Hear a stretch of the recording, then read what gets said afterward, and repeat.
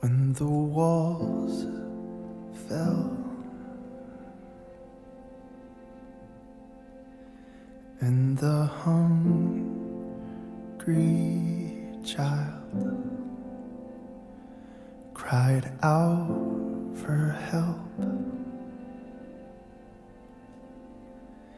did you hear the sound? Did your heart break?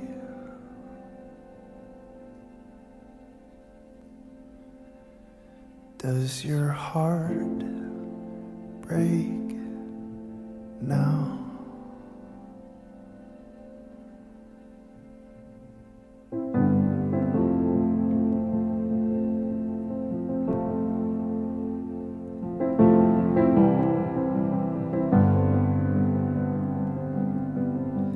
Cannot feel it in my soul.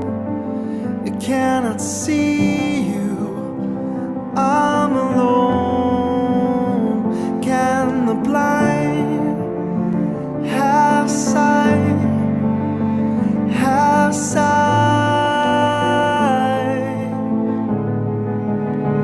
When you see us all alone, can you hear your people, Lord? Can the blind have sight? Have sight?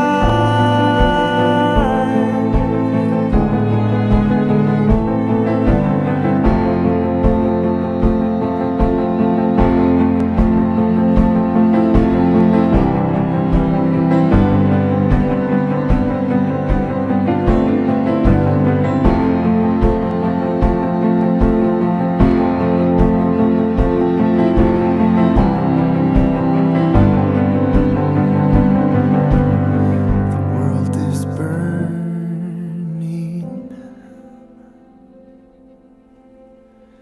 as you're standing by. Are you watching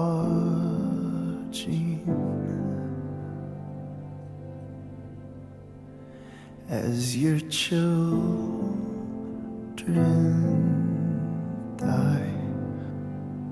Did your heart break? Does your heart break now?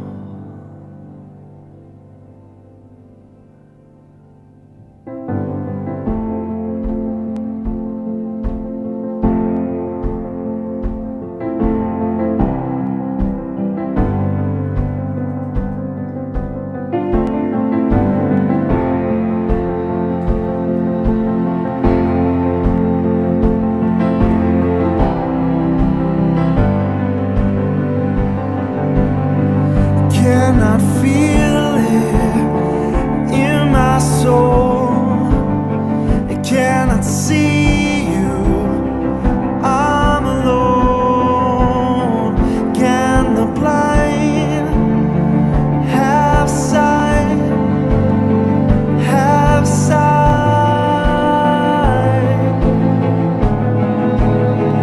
When you see us all alone,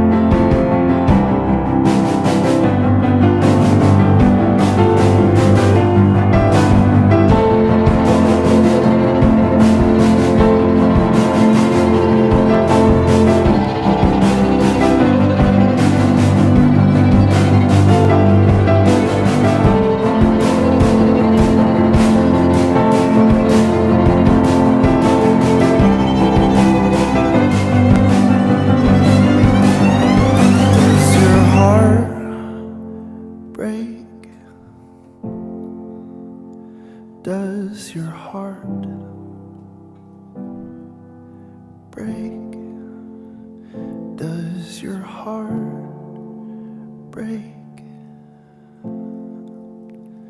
Does your heart break? When the heart breaks, does your heart break?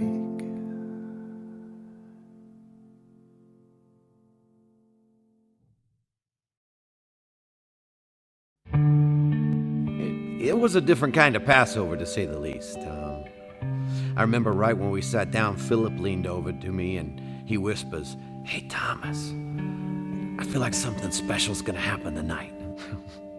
I looked at him. I said, "I doubt it." I was wrong. Jesus got up from the table. He walked over and grabbed a basin of water and a towel. And I remember at the time thinking to myself, what's Jesus doing with the foot water? You know, I doubt he's going to wash somebody's feet. I was wrong. He knelt down and began to wash Bartholomew's feet. Bart just sat there. He didn't say anything. He didn't move. None of us did.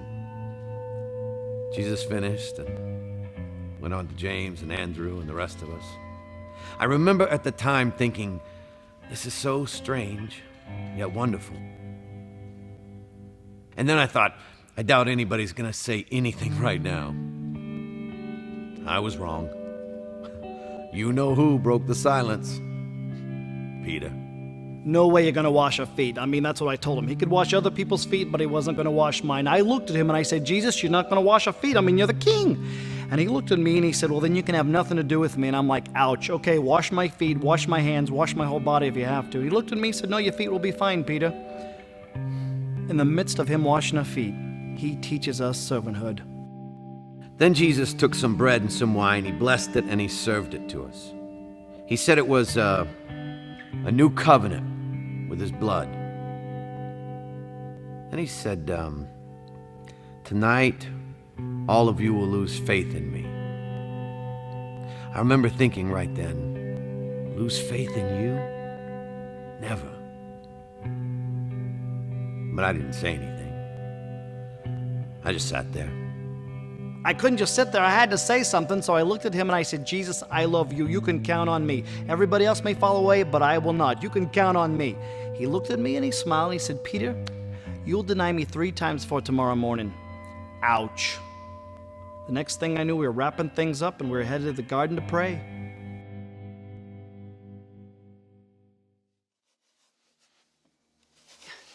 Who do you think prepared the Last Supper? Look, bread, it's easy enough. It's flour, water, a little salt, herbs if you want more flavor. Normally you'd add yeast, but not at Passover. No, at Passover we cannot wait for the bread to rise. Our deliverance from Pharaoh is at hand. So the story goes. Passover is always the same. We eat the bread, we drink the wine, there's lamb, bitter herbs. We remember our deliverance and our coming deliverance. Next year in Jerusalem, we always say, Messiah will come. It's always the same. But sometimes it seems so far away, so complicated. This year, things were, well, 2 men followed our servant home from fetching water. They were wanting a place to celebrate Passover with their rabbi, and my husband and I, we had an extra room. So I baked the unleavened bread, and I delivered it when they arrived. The rabbi graciously introduced himself, and a horde of 12 men followed him into our upper room. I'd heard about this rabbi.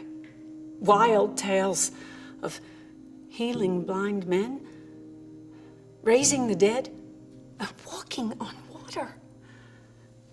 So, naturally, I stood outside the door and I peeked around the corner. And that is when he turned it all upside down. You see, the person who sits at the head of the table isn't supposed to get up and wash other people's feet. But this rabbi, he was moving from man to man, washing each of their dirty feet. Well, I pulled back before I was seen, but still, I listened. I stayed and listened. His words were sure, kind, but like fire, like no rabbi I'd ever heard. If you see me, then you see the Father, he said. He also said that he would be broken for them. He talked of the new covenant and being children rather than orphans. And as the bread was passed, the unleavened bread of deliverance, he said, I am the living bread.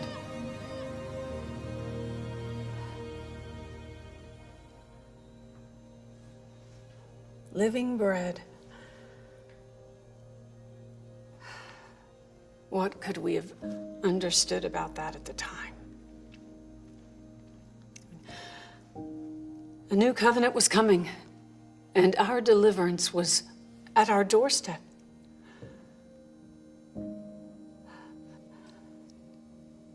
Little did we know that our entire world was about to be turned upside down.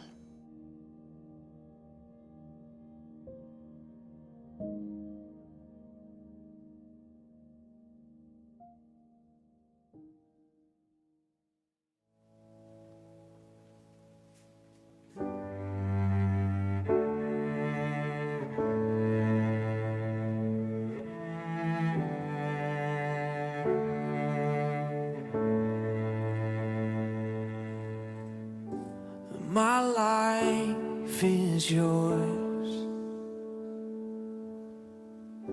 and my hope is in you only, and my heart you hold,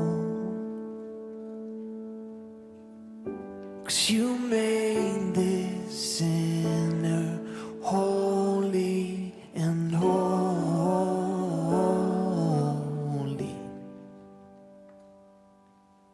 Holy,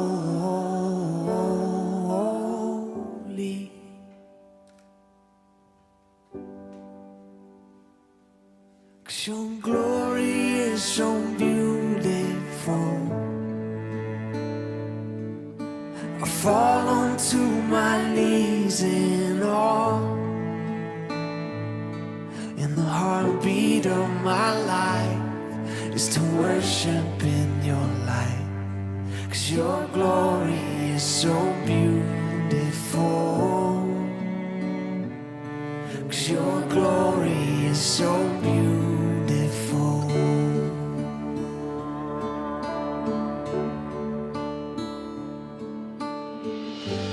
My life is yours. My life is yours.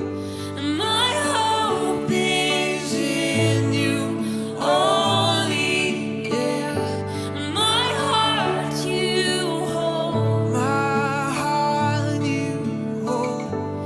You made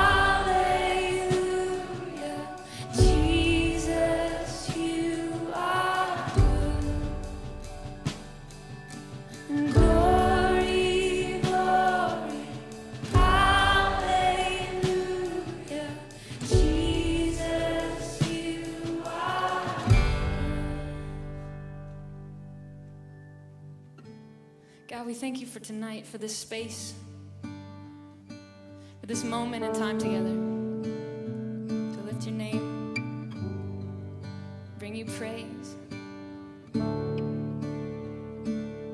It's all for your glory, God.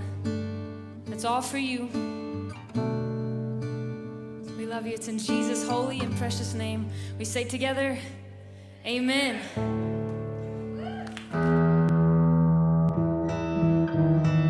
Once we got to the garden, it just got crazy. Jesus asked Peter, James, and myself to go further in the garden with him and pray, and we did. We tried. We kept falling asleep. Jesus kept waking us up. I remember one time he said, the spirit is willing, but the flesh is weak. That's true. It's all a blur. And I think this whole mess got started because of Judas. Did he really think what he was doing was right? There he is.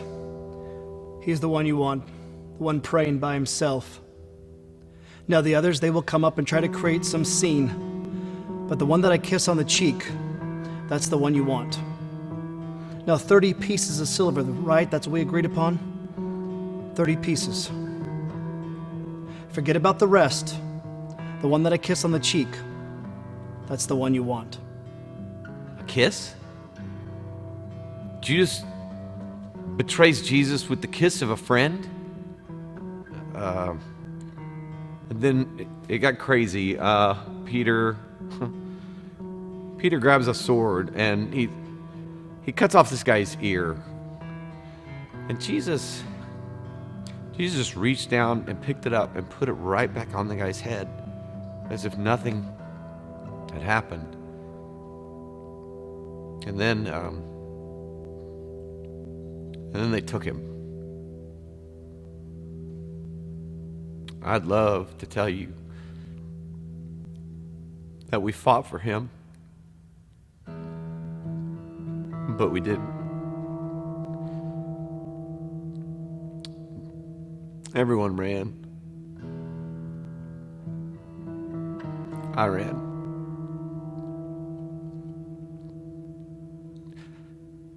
I'm so ashamed. I thought he was the one. We all thought he was the one. Everyone did. There was a party,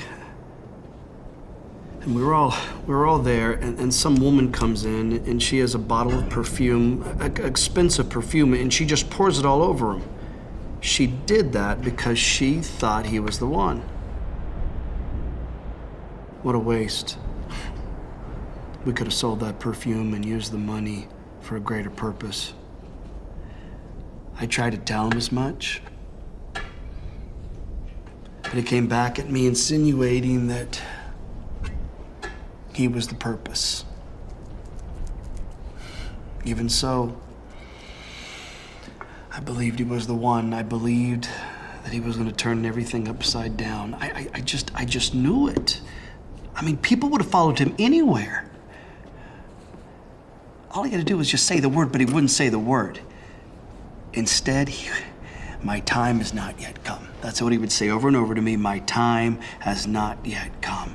Are you kidding me? He was raising people from the dead, for crying out loud. He was healing the blind, producing food out of thin air. My time has not yet come. So I forced his hand.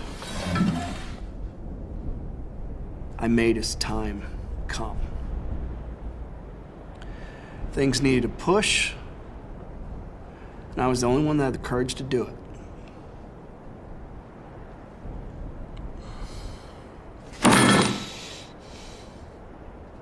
We were all up there eating. We were all up there. He looks across the table to me and he says, "Get on with it."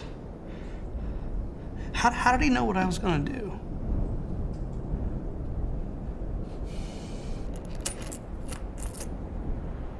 It wasn't about the money. It was not about the money. It's just when you have that kind of power that he has, why wouldn't you leverage it to forward the agenda? People listen to him.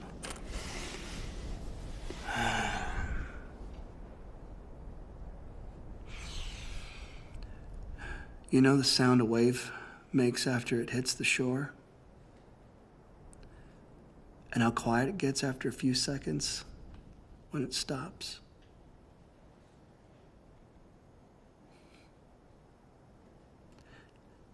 That was Jesus. When he spoke, it was like a rolling wave. And the crowds listening, they were the hush at the end of the wave.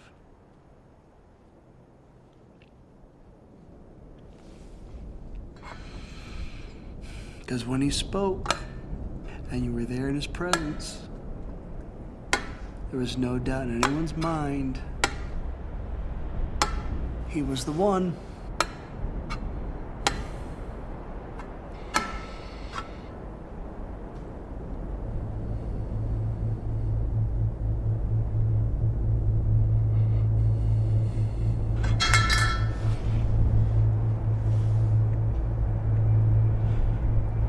Oh, dear God.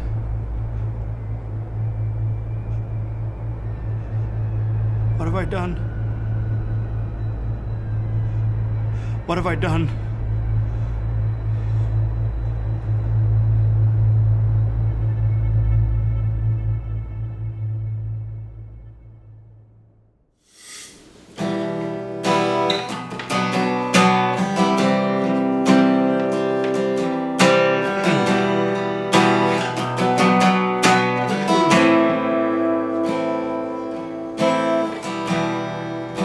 Savior, I come, quiet my soul.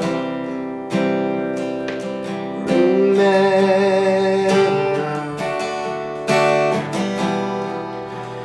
redemption's hill, your blood was spilled for my ransom.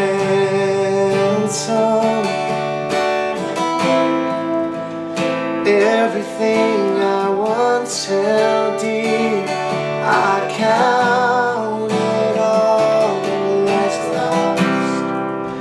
So lead me to the cross where your love poured out. Bring me to my knees, Lord, I lay me down. Rid me of myself, I belong to you. Oh, lead me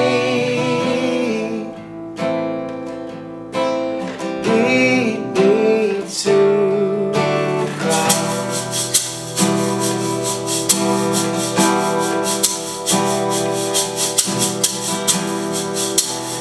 You were as I tempted and tried.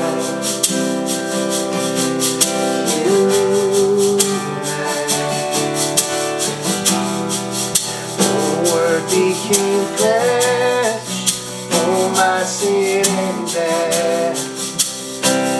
Now you're risen.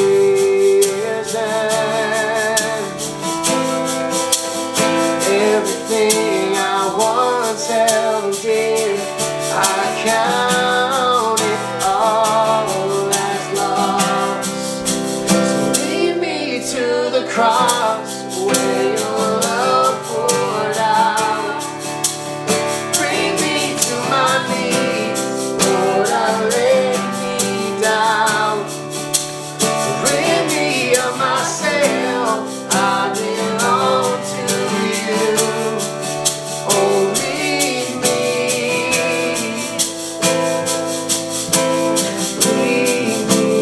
to your heart.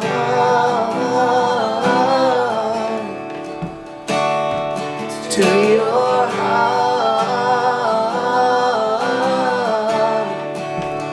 Lead me to your heart.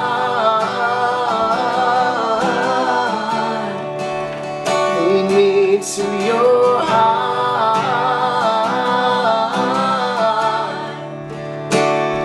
to your heart,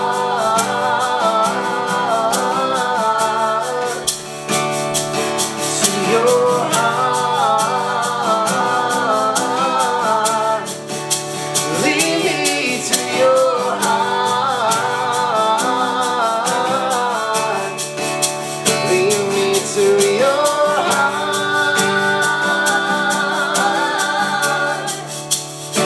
Lead me to the cross where your love poured out. Bring me to my knees, Lord, I lay me down. Rid me of myself, I belong to you. Oh, lead me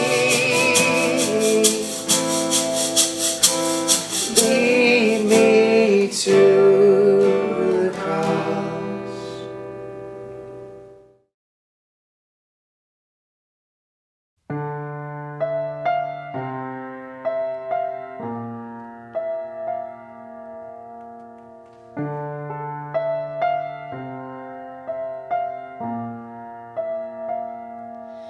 Down the Via Dolorosa in Jerusalem that day, the soldiers tried to clear the narrow street, but the crowds pressed in to see the man condemned to die on Calvary.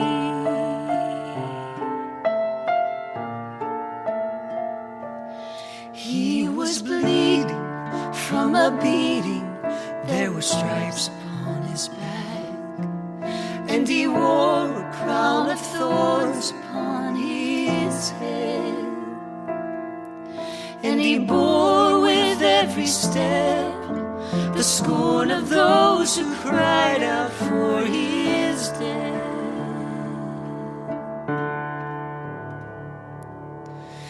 Down the Via Dolorosa, called the way of suffering, like a lamb came the Messiah, Christ the King.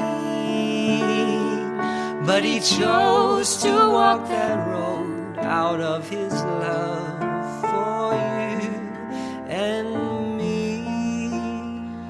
Down the Via Dolorosa, all the way to Calvary.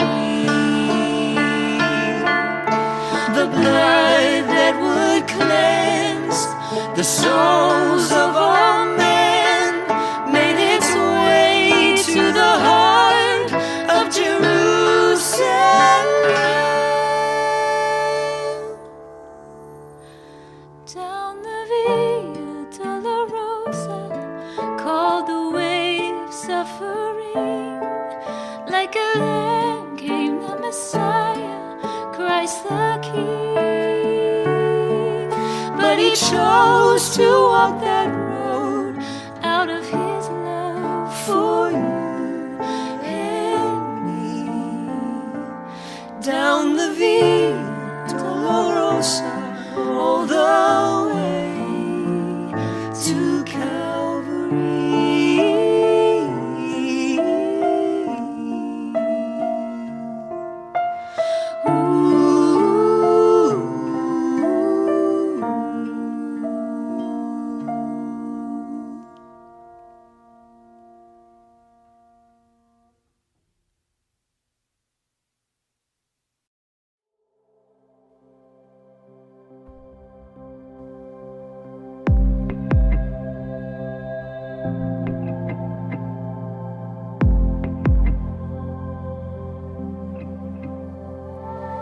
When you were a child, I remember your tiny hand in mine, fragile as a flower. I would watch you sleep and listen to you breathing. I'd hold you when you'd cry. I wish I could hold you now. If I sing your lullaby, will you hear my voice? I know you are the Lamb of God, but you're still my little boy.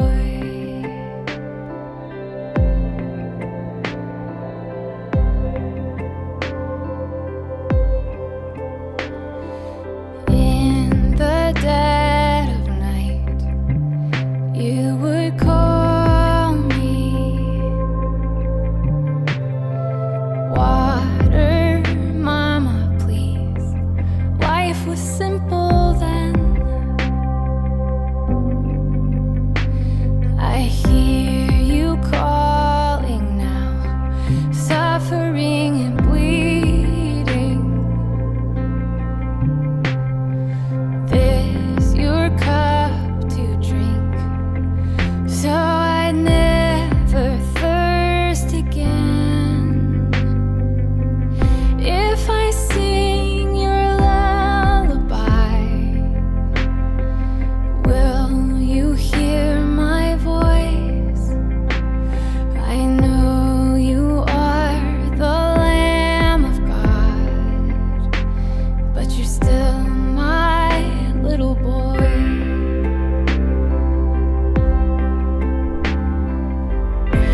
I didn't know how much this would hurt when I saw you play in the dirt, when I watched you climb in the trees.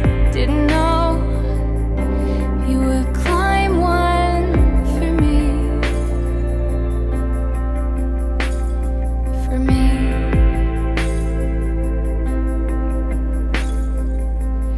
If I sing your lullaby, will you hear my voice? I know you are the Lamb of God, the bruised and broken Son I love. Somehow you will deliver us, but you're still my little boy. You're still my little boy.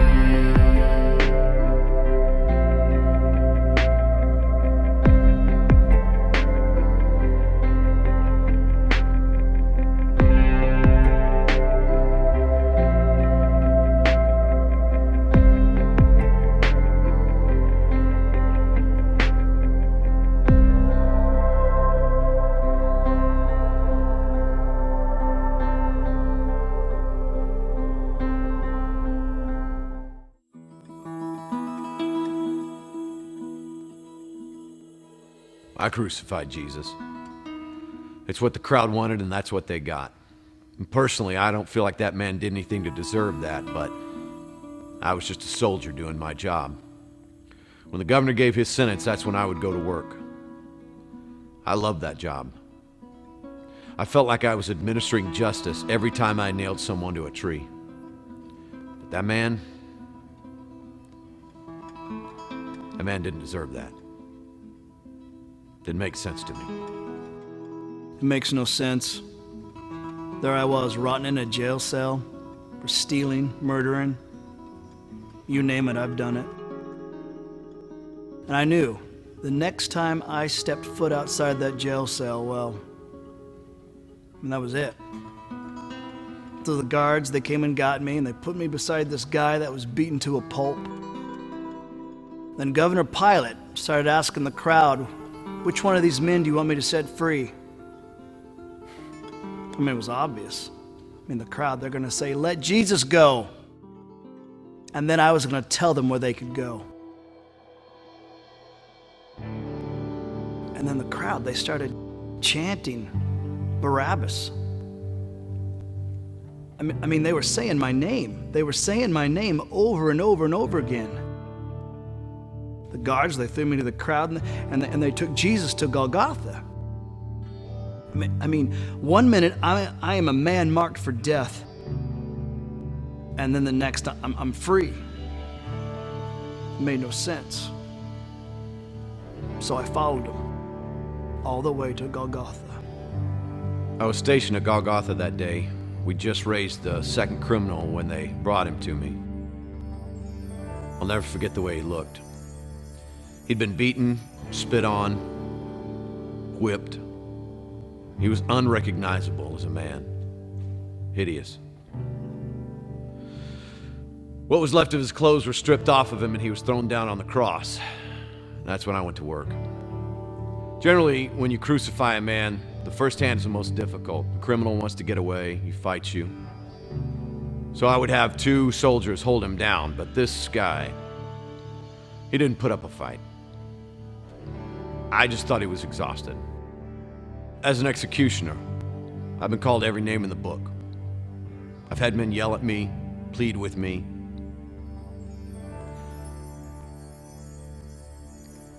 But I wasn't prepared for that.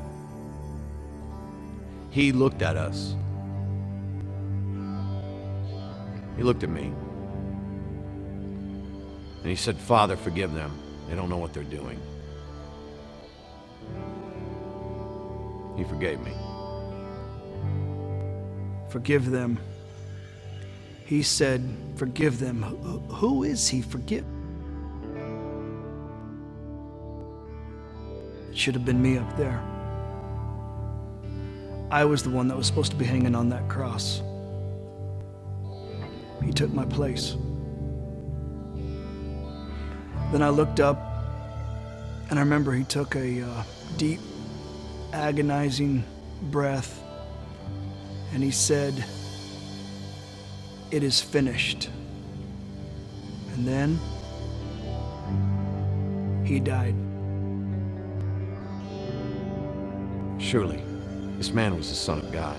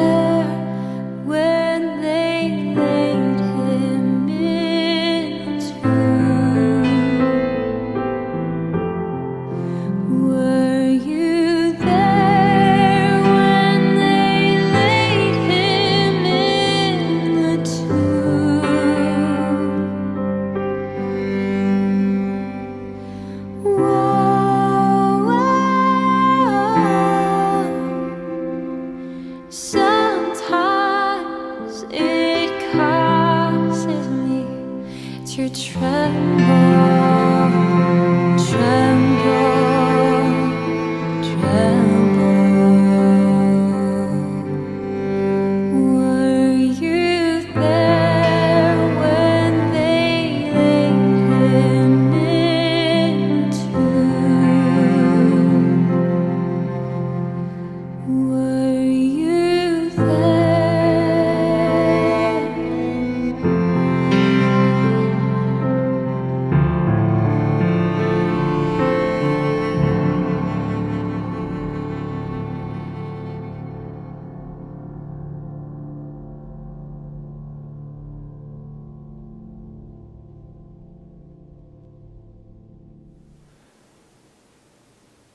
He could still hear them, the noises. They were unlike anything he had ever experienced before. The laughs. They had mocked him. Come down from there. Save yourself. Save us. Aren't you the king of the Jews? They were slanderous and hate-filled. Their voices bellowed and their stomachs jostled. Didn't they know who he was? Didn't they understand what they were doing? What a mistake they were making? Couldn't they see he hadn't done anything wrong? Why would they mock him like this? Had they no shame? And all the while he stayed silent. Silent except to forgive them. What was it that he had said? Father, forgive them, for they know not what they do. What they had done was kill him, and laughed while they did it.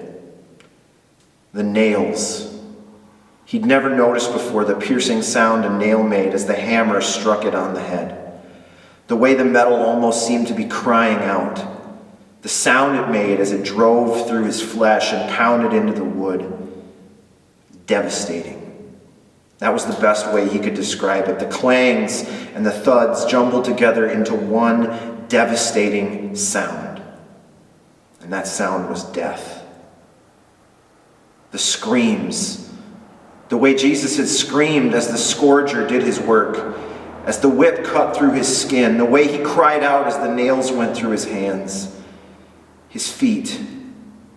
He was sure that he would never forget the pangs of his most beloved friend as he was tortured without cause. The agony, the despair, the helplessness, the pain. He could literally feel the pain. With each blood-curdling scream, he experienced the pain that Jesus had felt.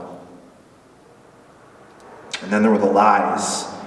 The way that even the high priest had stood in front of God and everyone else and spoken lies, so inflammatory, so ludicrous, so false. The charges. Blasphemy. Was it really possible to falsely claim to be something that it was absolutely obvious that you were? And the crowd, the way they yelled out for Barabbas, the shouts of crucify that they made. The water, the sound it made as Pilate washed his hands, the splashes that signified that he, the only one with seemingly enough power to end this bogus proceeding, he was going to do absolutely nothing. His voice, giving everyone their wish, and sending Jesus to his death. The entire scene was playing through John's mind now.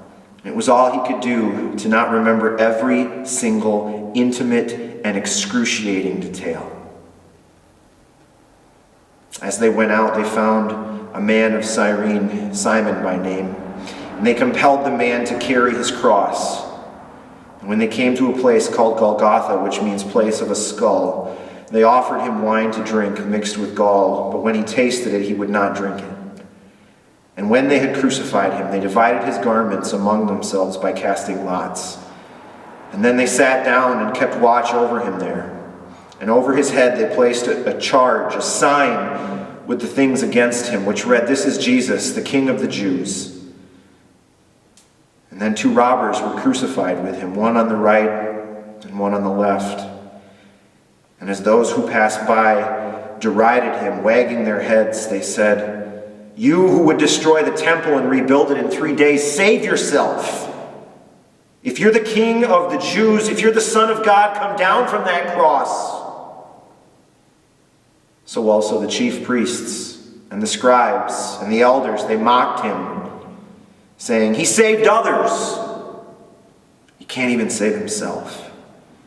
He's the king of Israel. Let him come down from the cross, and then we will believe him. He trusts in God. Let God deliver him now if he desires, because he has said, 'I am the Son of God.'" The words that Jesus said as he hung dying on the cross. "I thirst. Into your hands I commend my spirit, O Lord." And it is finished. The words he spoke so clearly were still ringing in his ears, each one as though it had been chosen for the exact moment it was said. Each one filled with power and a purpose, but none of them haunted him more than those that were spoken directly to Mary and himself. When Jesus said, "Woman, behold your son," and "Friend, behold your mother." His world had changed in that instant, all because of those words. And the song that Nicodemus sung as they laid Jesus in the tomb, as they offered him up to God and asked for his rest, each note reminding him that his friend, his teacher, his Lord was now gone. It echoed through the cave, and with it came the reality of all that had taken place that day. And the stone, the sound it made as it settled into place, as it separated him from the one he had come to love more than any other. The crunching of the gravel that signified the crushing of all their hopes, their plans, and their dreams. Everything was over now, locked away inside that awful tomb. He can still hear them, the noises. It's unlike anything he's ever heard. Laughs, nails, screams, cries, words, songs, and stone. All different and unique, and yet all somehow still the same. Each and every one making more real the thing that John is begging to forget. That Jesus Christ is dead.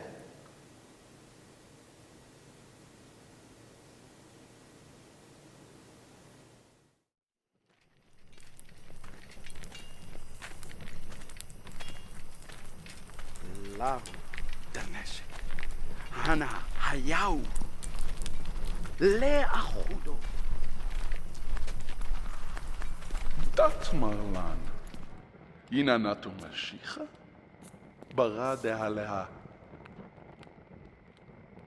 Anea na. Good far! Good far! Good far!